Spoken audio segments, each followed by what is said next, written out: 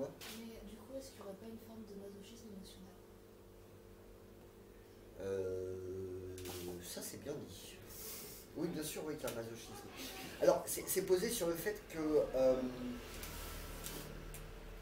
nous, nous sommes de bonnes personnes. Nous sommes des gentils. Nous sommes les gentils. Donc, comme nous sommes les gentils, il faut bien qu'il y ait de l'autre côté des méchants. Parce qu'on ne peut pas être gentil s'il n'y a pas de méchants. On est obligé. Il faut qu'il y ait quelqu'un qui nous fasse du mal pour qu'on soit gentil. Le gentil, il est posé sur la victime. Donc la victime doit toujours rencontrer un bourreau qui va lui permettre de vivre le fait qu'il est gentil. C'est pas juste. On a violé, on a traité. Hein? Et de devenir après le bourreau par esprit de vengeance. Bah, bien sûr. Parce qu'une pièce, elle a deux forces. Hein, sinon, c'est pas une pièce. Tu vois. Mais donc, on a un masochisme parce qu'on veut être des gentils. Si d'un coup on accepte d'être et gentil avec des gentils et méchant avec les méchants, là, à ce moment-là, on va jouer à armes égales avec tout le monde. Mais comme on n'a pas envie, parce qu'on veut toujours être du bon côté de la pièce, à ce moment-là, on est dans un masochisme. Ce que tu appelles le masochisme, il est posé là-dessus. Mais du coup, est-ce que, parce que souvent, en rencontrant des couples qui se disent très bien heureux, ils disent qu'il y a une espèce d'équilibre, qu'il n'y a pas justement une partie, entre guillemets, plus forte que l'autre, dans le sens où il n'y a pas une partie qui serait, quand j'ai une partie, c'est une personne, plus dominatrice, au sens de personne, enfin pas au sens du sexe, au sens du sexe, au sens sur l'homme dominateur ou la femme dominatrice, un des deux qui serait plus dominateur et qui dévorerait un peu l'autre émotionnellement.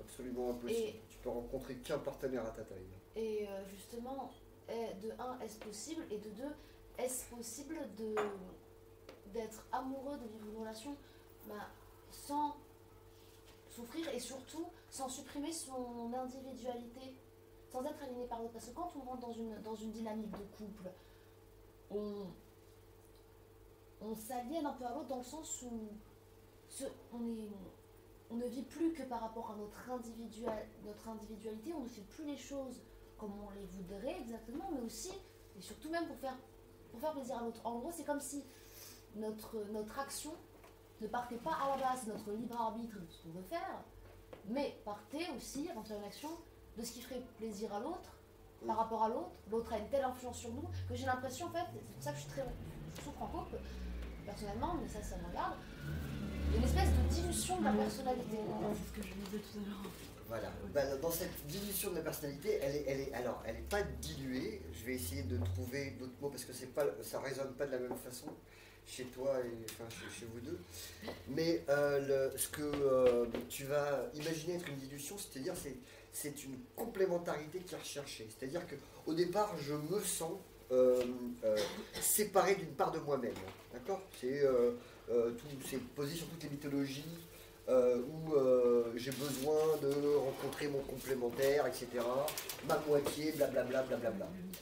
Donc dans cette complémentarité-là, cette part-là qui a l'air de nous manquer, on va aller chercher chez l'autre, d'accord? Et en la rencontrant, l'autre, grâce à l'autre, ou à cause de l'autre, on va retrouver ce que Jung appelle l'individualisme, c'est-à-dire qu'on va réussir à se réindividualiser dans la relation. Si tu veux, le but, c'est de trouver un partenaire ou un adversaire qui va nous permettre de regarder le côté qu'on ne connaît pas de nous, de le réincorporer chez nous et de redevenir complet. Complémentaire, complet en terre. D'accord? Donc complet avec nous-mêmes. Je l'ai déjà fait tout à l'heure, mais je la refais pour toi. La relation n'existe de façon équilibrée, où il n'y a plus de rapport de force, que quand ce sont deux êtres complets qui se rencontrent. Et à ce moment-là, ils n'ont plus besoin l'un de l'autre et donc ils peuvent avoir envie d'être l'un avec l'autre.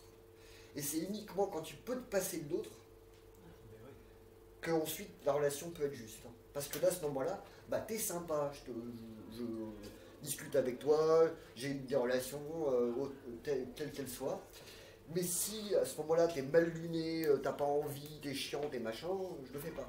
Ce qu'on arrive très bien à faire avec certains amis, par exemple, ou imaginons que tu as un pote et puis le vendredi soir, vous allez au bowling.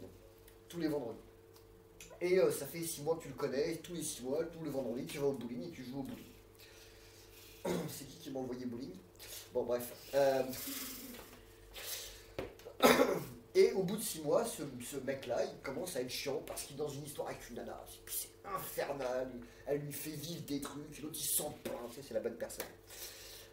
Et elle, de son côté, elle fait du macramé avec des copines, et pareil, elle dit, oh là là, qu'est-ce qu'il est con, enfin bref. Et, mais nous, on n'est pas dans cette histoire-là, mais avec les deux potes là. Et puis, ça fait 3, 4, 5 vendredis, il est là, et puis il est morose, il est chiant, et puis c'est pas drôle, et puis machin.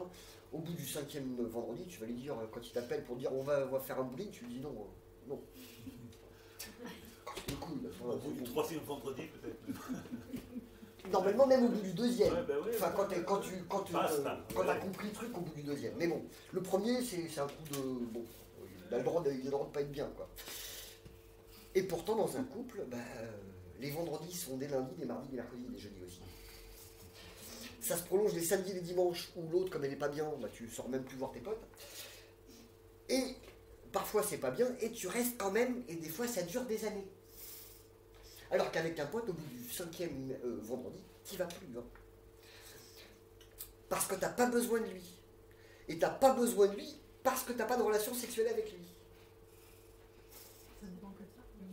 Oh, crois-moi bien que tout l'ego, il est posé à un seul endroit. Le reste, ça n'a aucune importance. Je viens de faire un super gros raccourci, hein, d'accord ? Mais c'est posé à cet endroit-là, au moment où on rentre dans une relation émotionnelle et sexuelle, terminée pour pouvoir t'en détacher, c'est-à-dire accepter d'être un enculé, d'accepter d'être un connard, d'accepter d'être une mauvaise personne. Ça devient très compliqué quand tu es rentré en relation avec l'autre émotionnellement et sexuellement.